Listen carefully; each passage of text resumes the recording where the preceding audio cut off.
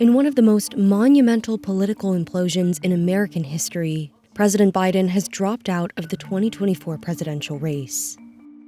The decision came weeks after a disastrous debate performance triggered a wave of panic among fellow Democrats. Then, in the aftermath of an assassination attempt that helped elevate Donald Trump to hero status among his already fervent base, calls among Democrats for Biden to step aside reached a breaking point. I'm not sure the word unprecedented really does this justice. We have just never seen a political story like this.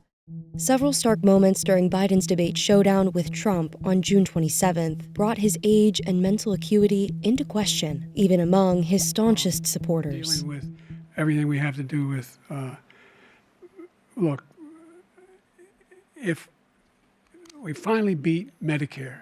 A few members of Congress came out pretty early after the debate performance. Then the Biden folks seemed to be trying to manage it. Biden did a bunch of calls with donors. He did some events. He did an interview on ABC. And if you stay in and Trump is elected and everything you're warning about comes to pass, how will you feel in January? I feel as long as I gave it my all and I did the goodest job as I know I can do.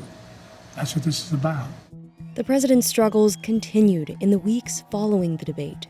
Ladies and gentlemen, President Putin. President Putin. We're going to beat President Putin. President Zelensky. I wouldn't have picked Vice President Trump to be vice president.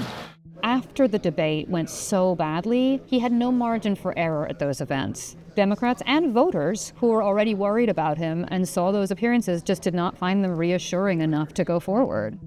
One by one, top Democrats went public with their concerns. The unrest also spread to the party's donors, including calls for Biden to step aside from Netflix founder Reed Hastings and actor George Clooney. The president forcefully pushed back on questions about his viability as a candidate in a closely watched press conference on July 11th. I'm not in this for my legacy. I'm in this to complete the job I started. Then, on July 13th,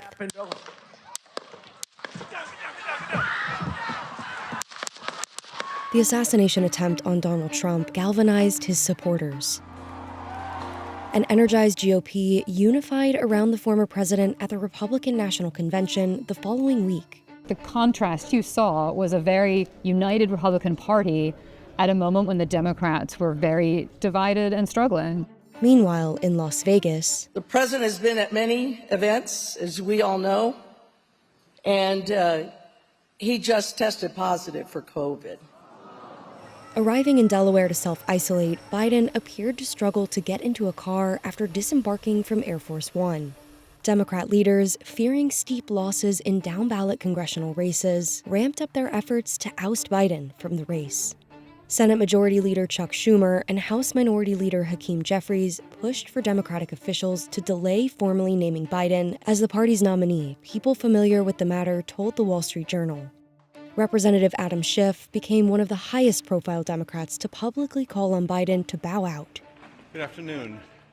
I'm not sure there was anything he could do after that debate.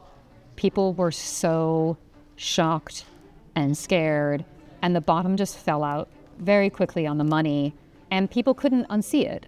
They saw what happened, and they were just so worried that something like that would happen again and cost them not just the White House, but also Congress.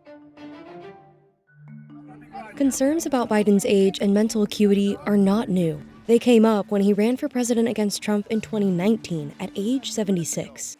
You just said 2 minutes ago that they would have to buy in. You said they would have to buy in. Have to buy in. If she qualifies for Medicaid, are you forgetting what you said 2 minutes ago? Be in for it. During Biden's years in the White House, his staff largely shielded the president from the media. Compared to recent presidents, President Biden had done less interviews, he had done less lengthy press conferences, and there have been just less opportunities for the press to question him in a lengthy format.